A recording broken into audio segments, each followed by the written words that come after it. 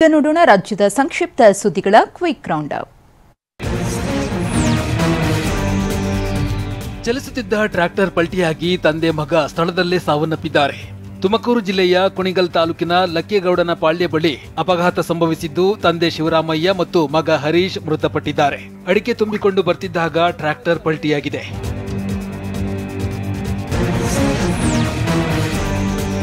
Petrol ಹಾಕುವಾಗ Omni car ಹೊತ್ತಿ ಉರಿದಿದೆ.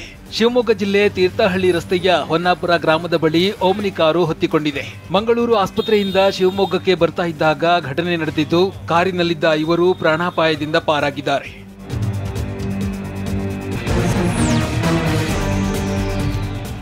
ಕ್ಷುಲ್ಲಕ ಕಾರಣಕ್ಕೆ ಅರ್ಚಕರಿಬ್ಬರ ಮಧ್ಯೆ ಗಲಾಟೆ ನಡೆದಿದೆ. ಕಲಬುರಗಿ ಜಿಲ್ಲೆಯ ಗಾಣಗಾಪುರ ದತ್ತಾತ್ರೇಯ ದೇಗುಲದಲ್ಲಿ ಭಕ್ತಾದಿಗಳಿಗೆ ದರ್ಶನದ ಲೈನ್ ಬಿಡುವ ವಿಚಾರಕ್ಕೆ ಅರ್ಚಕ ಕಿರಣ್ ಭಟ್ ಮತ್ತು ವಲ್ಲಭ ಭಟ್ ಪೂಜಾರಿ ಮಧ್ಯೆ ಗಲಾಟೆಯಾಗಿದೆ. ಗಾಣಗಾಪುರ ಠಾಣೆ ಪೊಲೀಸರು ಸ್ವಯಂ ಪ್ರೇರಿತ ದೂರನ್ನ ದಾಖಲಿಸಿಕೊಂಡಿದ್ದಾರೆ.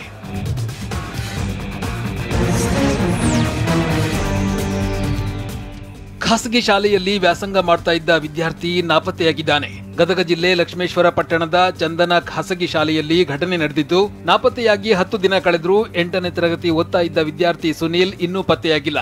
ಮಗನನ್ನ ನೆನೆದು ತಂದೆ ತಾಯಿ ಕಣ್ಣೀರು ಹಾಕ್ತಿದ್ದಾರೆ.